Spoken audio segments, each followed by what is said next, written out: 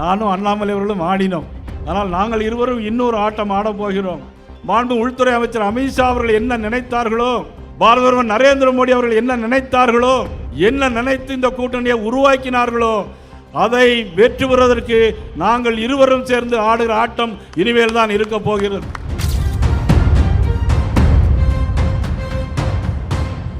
என்னுடைய அன்பு சகோதரர் அண்ணாமலை அவர்கள் வரும்போது சொன்னார்கள், அண்ணா இந்த ஆட்டத்தில் பல சூட்சுமை இருக்கிறது. அவர்கள் வலது பக்கம் நெளிந்து ஆடும்போதும் இடது பக்கம் எழுந்து ஆடும்போதும் பெண்களுக்கு அதிலே கர்ப்பப்பை பலமாக இருக்கும். அது மட்டுமல்ல, அவளுடைய முதுகுதண்டு பலமாக இருக்கும். பெண்கள் குழந்தைகள் பேறுகாலத்தின் போது அது பெரிய உதவியாக இருக்கும்.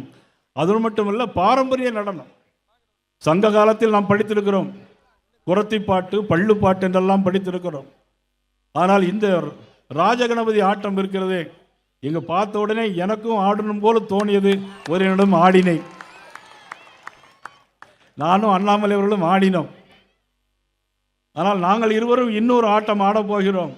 அந்த ஆட்டம் தேசிய ஜனநாயக கூட்டணியோடு சேர்ந்து தமிழகத்தில் மாண்பு உள்துறை அமைச்சர் அமித்ஷா அவர்கள் என்ன நினைத்தார்களோ, பாரத பிரதமர் நரேந்திர மோடி அவர்கள் என்ன நினைத்தார்களோ, என்ன நினைத்து இந்த கூட்டணியை உருவாக்கினார்களோ, அதை வெற்றி பெறுவதற்கு நாங்கள் இருவரும் சேர்ந்து ஆடுகிற ஆட்டம் இனிமேல் தான் இருக்க போகிறது.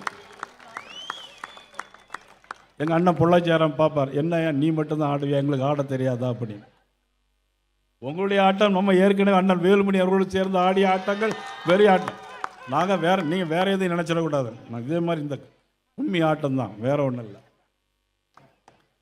அத்துணை அளவிற்கு இன்னைக்கு தேசிய ஜனநாயக கூட்டணி வெற்றி பெற்று ஆட்சி அமைத்து வெள்ளி விழா கூட்டம், வெற்றி விழா கூட்டமோ என்று நினைக்கின்ற அளவிற்கு இந்த கிணத்துக்கடவு பகுதியில் நடந்திருக்கிறது. வேளாண் துறை அமைச்சராக இருந்தவர் கிணத்துக்கடவு தாமோதரன் அவர்கள். ஆனால் கிணத்து கடவு என்று சொன்னால் அது பாதை என்று பொருள், பாஸ் பண்றது என்று பொருள். பாலக்காட்டு கணவாய் வழியாக காற்று வீசுகின்ற காரணத்தினால் இந்த கிணறுகள் அதிகமாக இருக்கிறது.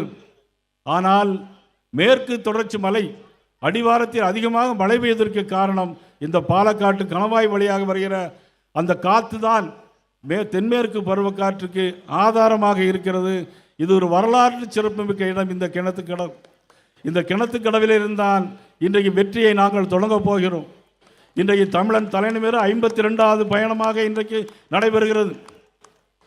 நேற்று நானும் மதிப்புக்குரிய அண்ணாமலை அவர்களும் ஊட்டியிலே பேசினோம். ஆயிரக்கணக்கானவர்கள் பெண்களும் ஆண்களும் வந்து குவிந்தார்கள். என்ன காரணம்? இந்த ஆட்சி மீது உள்ள வெறுப்பு. இந்த ஆட்சி அகற்றப்பட வேண்டும் என்பதற்காக ஆதாரமாக வருகின்ற கூட்டம். ஆயிரக்கணக்கான லட்சக்கணக்கான மக்கள் இன்றைக்கு கிணத்துக்கடவிலே கூடியிருக்கிறார்கள்.